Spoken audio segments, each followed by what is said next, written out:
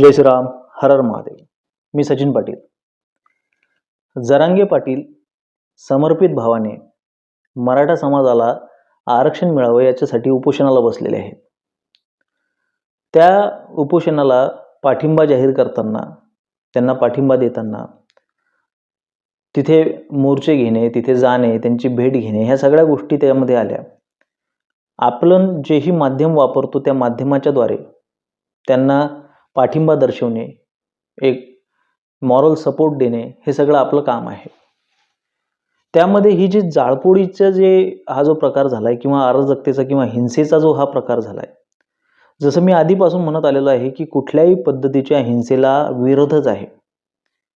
त्या हिंसेला सरकार सुद्धा तितकंच कारणीभूत आहे.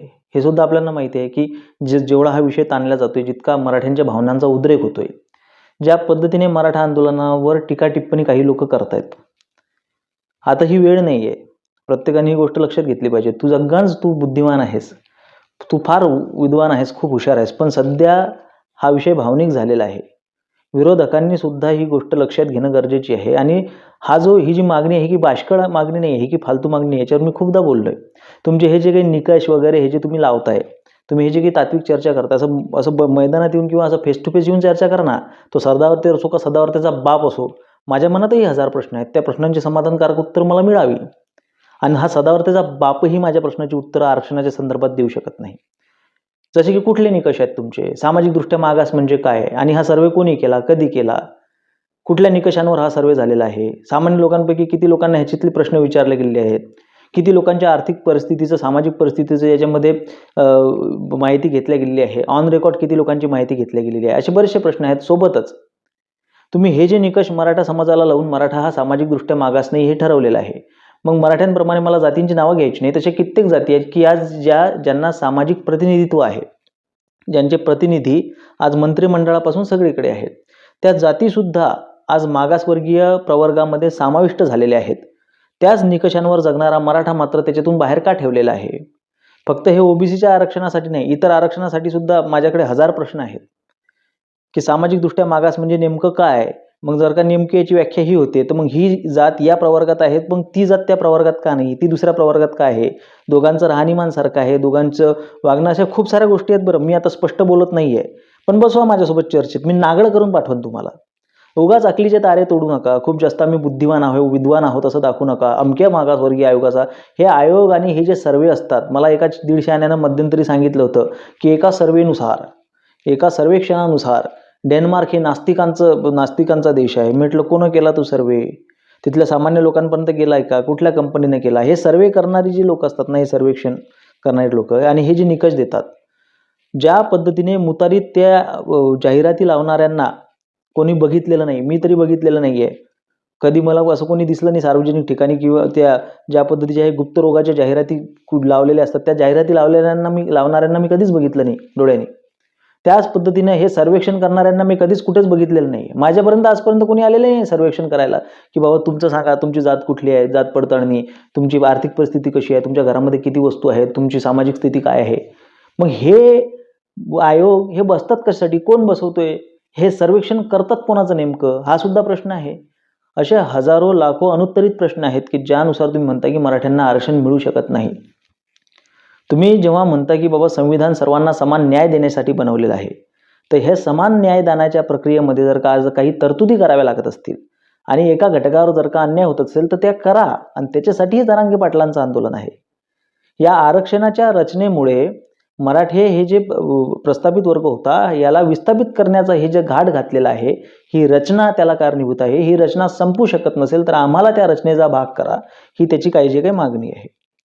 हे असताना काही लोक येऊन त्याच्या विरोधामध्ये भाष्य करतायत, स्वतःची विद्वत्ता पाजळत आहेत. तर त्या लोकांच्या विरोधामध्ये लोकांनी प्रक्षोभक होणे हे साहजिक आहे. पण जसं मी सांगितलं की या आंदोलनाला जर का हिंसक वळण लागलं, जर का ह्या आंदोलन अराजकतेकडे गेलं, तर ते समर्थनीय नाही. आणि त्याचा सर्वात जास्त फटका, त्याचं सर्वात जास्त नुकसान हे मराठा आंदोलनालाच होणार आहे, हे जरांगे पाटलांच्या उपोषणालाच होणार आहे. माणसाची सगळ्यात मोठी चूक ही असते की तो स्वतःच्या इतिहासातून काहीच शिकत नाही. पाटीदार आंदोलनाचं काय झालं, गुर्जर आंदोलनाचं काय झालं, रेल्वेच्या पटऱ्या त्यांनी उखडल्या, त्यांनी पटऱ्या उपटल्या. पाटीदार समाजाचं जे गुजरातमध्ये आंदोलन झालं तिथे प्रचंड जाळपोळ झाली आणि ह्याचीच संधी, ह्याचीच वाट सरकार पाहत असतं. एकदा का जाळपोळ सुरू झाली, एकदा का अराजकता माजली, तर सरकारला ती दडपण्यात काहीही जास्त वेळ लागत नाही.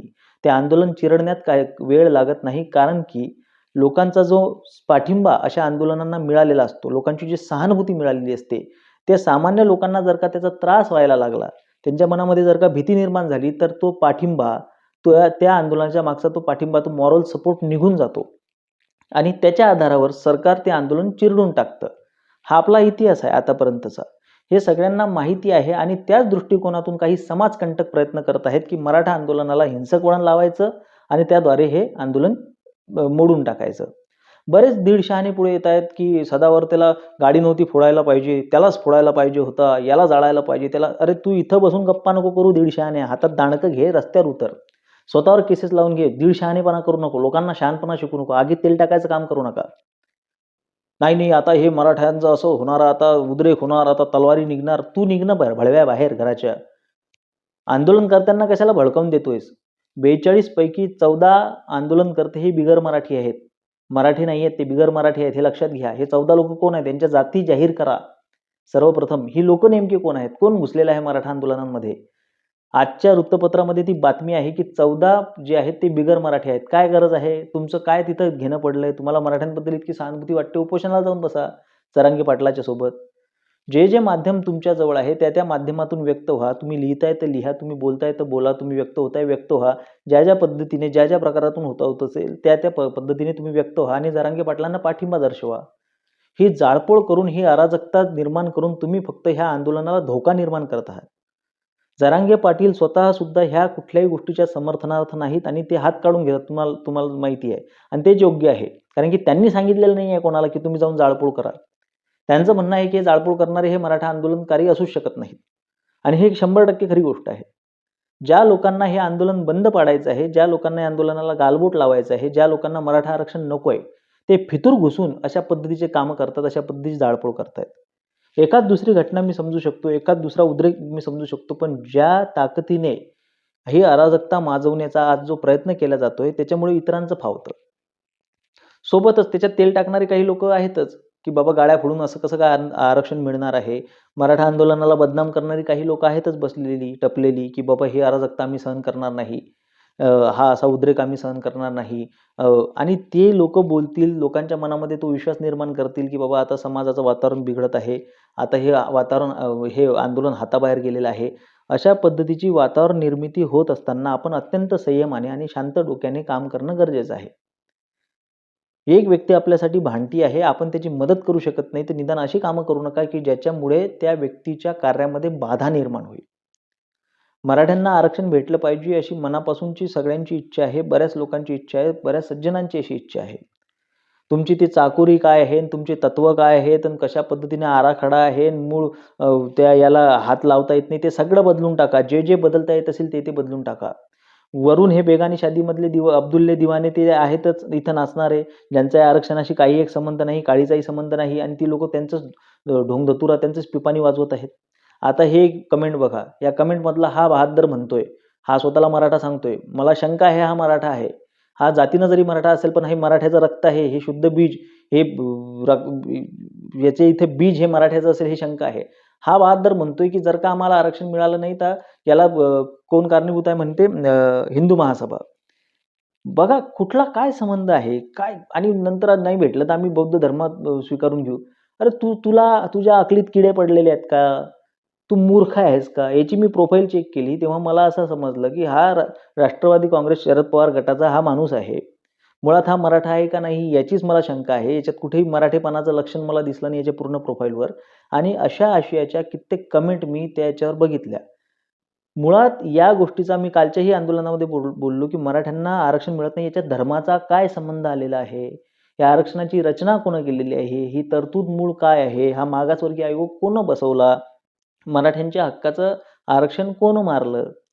कसा काय एकदम ओबीसीचा आकडा फुगला, टक्केवारी वाढली, त्यामध्ये मराठ्यांचं समाविष्ट नसण्याची कारणं कोण आहेत? त्याला कोण जबाबदार आहे? त्याला हिंदू महासभा जबाबदार आहे का? त्याला धर्म जबाबदार आहे का? तुमच्या भेजामध्ये किडे पडलेले आहेत का? कुठलाही संदर्भ कुठे काहीही केल्याचं धर्माला झोडपायचं, कुठेही येऊन धर्म घालायचा. अशा बेअक्कल लोकांना यांची लायकी दाखवणं गरजेचं आहे. कोणाचं काय, कोणाला कशाचं बोळखीला केसाचं. अरे तुझे तुणतुणे तुझी तू नीट घाल ना दुसरीकडे. तुझे आंदोलन, तुझ्या चळवळी तुझ्या तिकडे कर ना. इथं मराठा आरक्षणाचा विषय चाललेला आहे. ही सरकारच्या विरोधातील लढाई आहे. सरकारने आरक्षण द्यावं अशा संदर्भातली ही मागणी आहे. तू तुझी चळवळ कुठे घालतोयस? या अशा चळवळ या नासक्या अवलादींना ठेचून करायला पाहिजे. माझा अराजकतेला विरोध आहे, माझा हाणामारीला विरोध आहे, माझा जाळपोळीला विरोध आहे, पण ह्यांना ठेचा भडव्यांना. हे फार गरजेचं आहे. हिंसा हा शेवटचा पर्याय आणि यांनी शेवटचाच पर्याय ठेवलाय. अरे इथं चाललंय काय? इथं विषय काय चाललाय? तुझं काय चाललंय? तू कुठं स्वतःचं तुणतुणं वाजवतोयस मध्येच? तर ह्या सगळ्या गोष्टी होता कामा नये. अशा लोकांचं फावता कामा नये. म्हातारी मेल्याचं दुःख नाही, पण काळ सोकावतोय अशी परिस्थिती निर्माण झालेली आहे. संयमानं, शांततेच्या मार्गानं, अतिशय ताकदीने व्यक्त होऊन आपापल्या परीने सनदशीर मार्गाने या आरक्षणाची मागणी रेटून धरली पाहिजे. तुम्ही आज इथे बसून पेटवताय, नाही पेटलं पाहिजे, तोडलं पाहिजे, फोडलं पाहिजे. हा घरी बहादर एसीत बसलेला पंख्याखाली बसून बोटल हे करतोय की पेटलं पाहिजे, हे की ते. याला ऑफिसला जायचं नाही. याचं म्हणणं आहे बाहेर तोडफोड झाली पाहिजे, माझं ऑफिस वाचलं पाहिजे. अशा क्षुद्र उद्देशांना घेऊन ही लोक मराठा आरक्षण पेटवण्याचा प्रयत्न करत आहेत. याला आपण बळी पडता कामा नये. म्हणून या मागणी ही रास्त मागणी आहे, याच्यामध्ये काही गैर नाही. एवढा विश्वास आपल्या लोकांमध्ये असला पाहिजे आणि ह्या रास्त मागणीसाठी, ह्या योग्य मागणीसाठी ज्या पद्धतीचं आंदोलन चालू आहे, मला वाईट वाटतंय, प्रत्येकाला वाईट वाटतंय. जरांगे पाटलांची आज जी शारीरिक त्यांची परिस्थिती झालेली आहे, ती मानसिक खूप मजबूत आहेत, आपल्या सगळ्यांना माहिती आहे. पण आज त्यांच्या शरीराला, त्यांच्या देहाला जे कष्ट होत आहेत, त्याच्यामुळे आपण सगळे दुःखी आहोत. आपल्या सगळ्यांना माहिती आहे. म्हणून त्यांना जास्तीत जास्त आपल्याला पाठिंबा द्यायचा आहे. अशा भानगडीत आपल्याला पडायचं नाहीये. माझे विचार पटत असतील तर सहकार्य असू द्या. धन्यवाद. जय श्रीराम. हर हर महादेव.